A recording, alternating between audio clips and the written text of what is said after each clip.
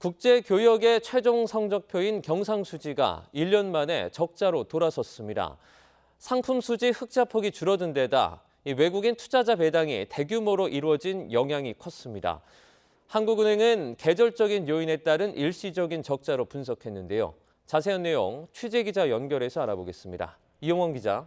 네, 한국은행입니다. 경상수지 흑자 행진이 이번에 멈춘 거죠? 네, 경상수지가 1년 만에 적자로 돌아섰습니다. 한국은행이 오늘 발표한 자료를 보면 지난 4월 경상수지는 2억 9천만 달러 적자입니다. 경상수지는 지난해 4월 13억 7천만 달러 마이너스 이후 다음 달인 5월부터는 줄곧 흑자였는데요. 11개월째 이어온 흑자 행진을 1년까지는 끌지 못하고 적자 성적표를 냈습니다. 네, 그러면 이렇게 적자를 기록한 이유는 뭡니까? 상품 수지 흑자는 줄었는데 외국인 투자자에 대한 배당금 지급이 크게 늘면서 본원 소득 수지가 악화한 영향이 컸습니다. 구체적으로 한번 살펴볼까요? 우선 경상수지에서 가장 큰 비중을 차지하는 건 상품 수지입니다. 수출과 수입액을 합산한 항목인데요. 반도체를 중심으로 수출은 7개월 연속 흑자를 이어갔지만 규모는 3월보다 1억 달러 줄었습니다. 이런 상황에서 수입액은 3월보다 28억 달러 넘게 늘었는데요.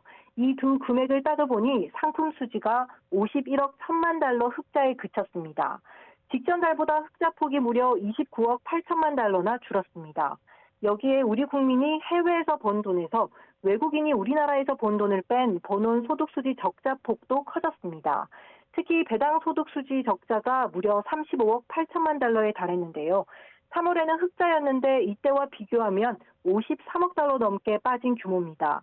한국은행은 4월에 외국인 투자자에 대한 대규모 배당 지급이 집중되면서 적자 폭이 커졌다고 분석했습니다. 다만 서비스 수지 적자는 3월보다 7억 달러 넘게 줄면서 16억 6천만 달러에 그쳤습니다.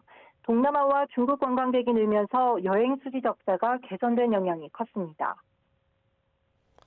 네, 앞으로 경상수지 흐름 어떻게 예상되고 있죠? 이번 경상수지 적자는 일시적이라는 게 한국은행 분석입니다. 4월에 외국인 배당이 집중되는 계절적 요인이 컸다는 건데요. 이에 5월부터는 기존의 양호한 흑자 흐름이 이어질 것으로 내다봤습니다.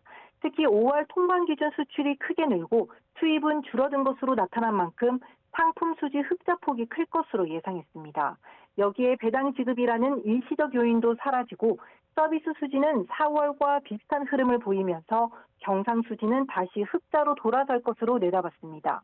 다만 지정학적 위험이나 미국과 중국 무역 분쟁, IT 경기 확장 속도 등을 변수로 꼽았는데요.